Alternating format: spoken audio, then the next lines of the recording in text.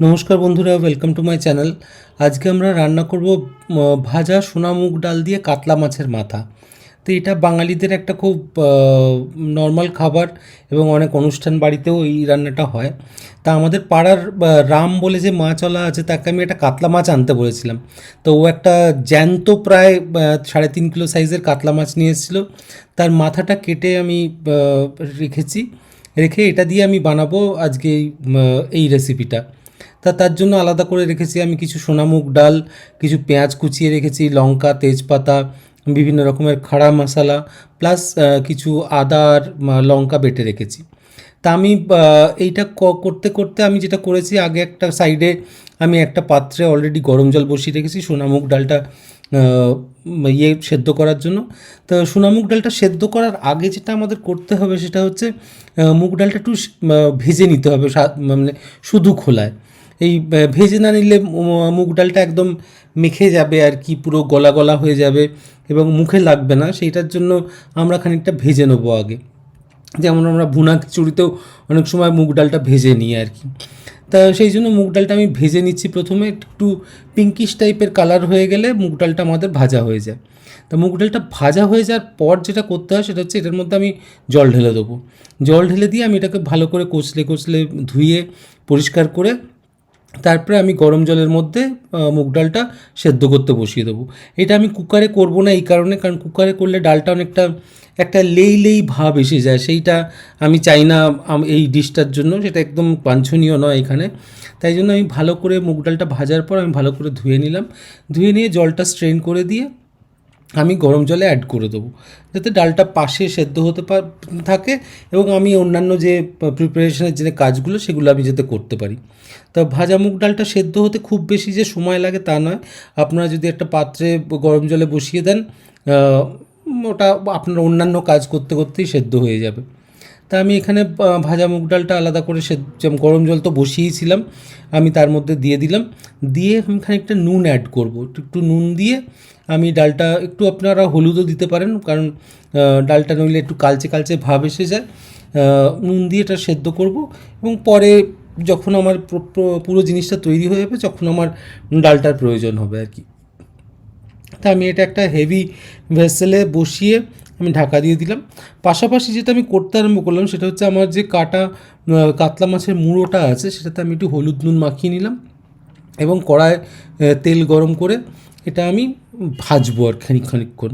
কারণ একটা আশ্চর্য জিনিস দেখবেন, এই মুড়োগুলো যখন মাছওয়ালারা কাটছে, তখন কাটতে তাদের একটা সেই কাঠ দিয়ে ঠুকে ঠুকে ভেঙে ভেঙে কাটতে হয়, এত পরিশ্রম করতে হয়। কিন্তু একটা আশ্চর্য ব্যাপার হচ্ছে, মুড়োটা একবার ভাজার পর কিন্তু ইট বিকাম সো ব্রিটল, আপনি খুন্তি দিয়ে ঠুকলেই সেটা ভেঙে যাচ্ছে।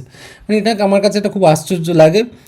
তো মাছের মুড়োটা এতটাই শক্ত হয়, কিন্তু ভাজার পর it become so brittle and it become so tasty আর কি। তা আমি খুব একটু কড়া করেই ভেজে নেবো মুড়োগুলো। কড়া করে না ভাজলে মুড়োর ঠিক ভেতরের অংশগুলো প্রিপেয়ার হয় না এবং টেস্টটাও আসে না আর কি। তাই জন্য মানে ইটস আ ম্যান্ডেটরি থিং যে মুড়োটা খুব ভালো করে আপনারা ভেজে নেবেন। তা আমিও এখানে মুড়োটা ভাজছি।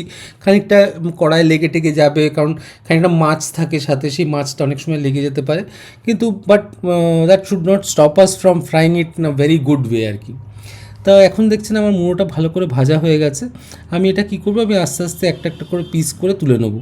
এবং এই যে পিসটা তুলছি, এটাকে আমার দিদি বলতো এটা চাঁদি। তো মাকে সবসময় মুগের ডাল মাথা দিয়ে করলেই বলতো, মা আমাকে একটা চাঁদি দিও। তা that is a funny story in our home.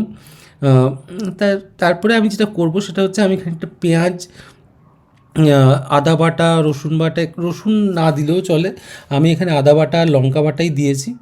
দিয়ে জিনিসটাকে আমি ভাজতে থাকবো।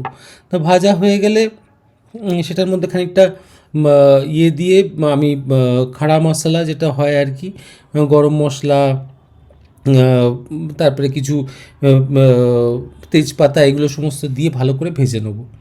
তা ভেজে নেওয়ার পর যে আমার একটা খানিকটা গ্রেভি টাইপের, আর বলতে পারেন যে একটা স্ট্রং টাইপের তৈরি হবে, মানে একটা ফ্লেভারফুল কারি টাইপের তৈরি হবে। এবং কারিটা তৈরি হওয়ার পরই আমাকে যেটা করতে হবে সেটা হচ্ছে পরে মাছগুলো অ্যাড করবো আর কি। তো এখন আমি পেঁয়াজটা ভালো করে ভেজে নিচ্ছি, তার মধ্যে আমি টমেটো অ্যাড করব। টমেটোটা অ্যাড করার জন্য একটা ট্যানজি টেস্ট আসে ডালটায়, সেটা খুব বেটার লাগে আর কি। তা টমেটোটা অ্যাড করলাম, অ্যাড করে আই কিপ অন স্টারিং যতক্ষণ না জিনিসটা টমেটোটা মানে মেল্ট হয়ে যাচ্ছে, এরকম অবস্থায় নিয়ে যাব। তো এর মধ্যে আমি যে মানে গুঁড়ো মশলাগুলো যেগুলো রেডি করে রেখেছিলাম, এখানে আমি ধনের গুঁড়ো অ্যাড করি না এই ডালটাতে, জিরের গুঁড়ো, লঙ্কার গুঁড়ো, হলুদ এগুলো অ্যাড করেছিলাম। আপনি দেখছেন পাশে আমার ডালটা প্রায় সেদ্ধ হয়ে এসছে, কিন্তু আমি ডালটা সেদ্ধ হতে দিচ্ছি, এদিকে জিনিসটা প্রিপেয়ার করছি।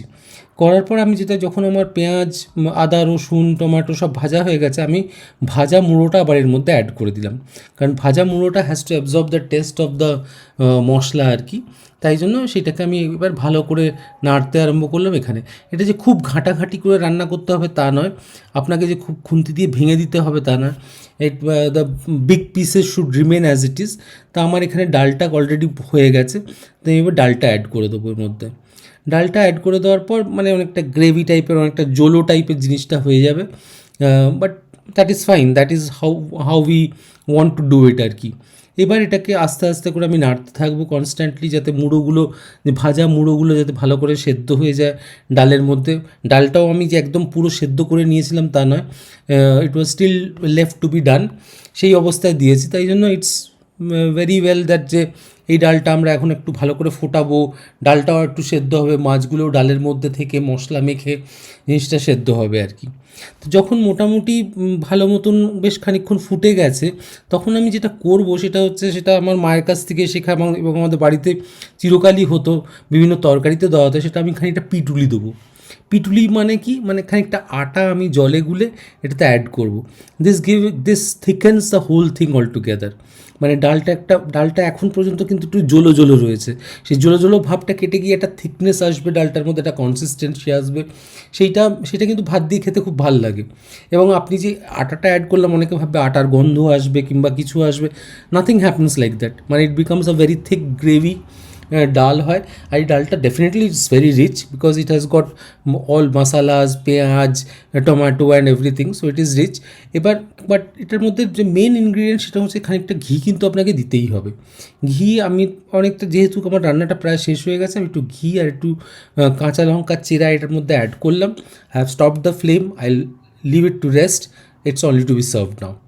এখন এটা সাদা ভাতের সাথে এই মুড়ো দিয়ে, এই মানে আপনি বলতে পারেন চাঁদি দিয়ে খেতে অসাধারণ লাগে। এবং এই ডালটা is a very famous dish for Bengalis.